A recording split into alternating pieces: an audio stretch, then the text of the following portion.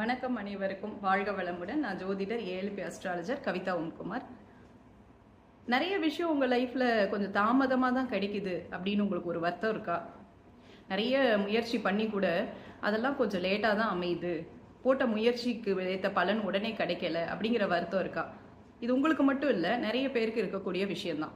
So அதுக்கான காரணம் என்ன அப்படின்னு சொல்லி பார்க்குறப்போ அங்கே தான் நம்ம என்ன சொல்லுவோம், எல்லாமே சனி பகவான் தான் அப்படின்னு சொல்லி அவர் மேலே தான் நம்ம பழியை தூக்கி போடுவோம். ஸோ 7.5 சனி நடக்குது, இல்லை சனி தசா நடக்குது, சனி புக்தி நடக்குது, அதான் எனக்கு ஒன்றுமே சரியாக அமைய மாட்டேங்குது அப்படின்னு சொல்லி நம்ம சொல்லுவோம். அதுக்கான காரணம் என்ன அப்படின்னு சொல்லி பார்த்தோம்னா, இதுக்கு ஒரு திருக்குறள் முதல்ல நம்ம ரிலேட் பண்ணுறோம்.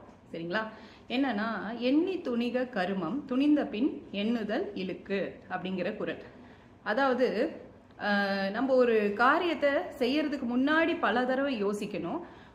அதை செய்யணும்னு நினைச்ச பிறகு அதுக்கு ஒரு தடவை கூட யோசிக்கக்கூடாது அப்படிங்கிறது தான் அதோடைய அர்த்தம். ஸோ நம்ம அதோடைய அர்த்தம் என்னன்னா, நம்ம கொஞ்சம் கால தாமதம் ஆனாலுமே செய்யற வேலையை கொஞ்சம் சிறப்பாக செய்யலாம் அப்படிங்கிறது அதோடைய மீனிங். ஸோ சில பேருக்கு சில விஷயம் கொஞ்சம் கால தாமதமாக அமைஞ்சாலும் அது சிறப்பான வகையில் அவங்களுக்கு அமைச்சு கொடுப்பாரு சனி பகவான். அந்த கால தாமதம்ங்கிறது எதனால அப்படிங்கிறத ஒன்று புரிஞ்சுக்க இருக்கிறோம். இப்போ ஒருத்தருக்கு ஒரு 25 வயசுல வேலை கிடைக்கணும்னு வச்சுக்கோங்களேன். அப்போ கிடைக்காம அவருக்கு 30 வயசுல கிடைக்குது.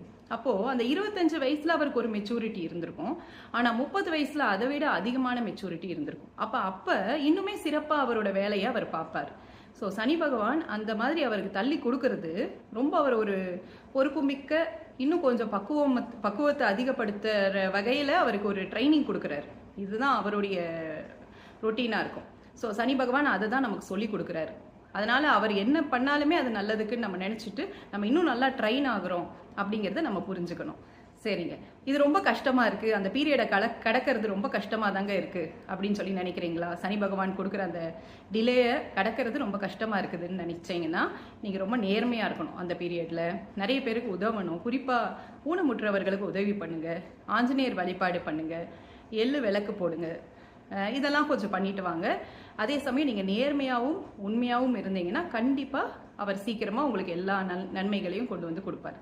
மிக்க நன்றி அனைவருக்கும். வாழ்க வளமுடன்.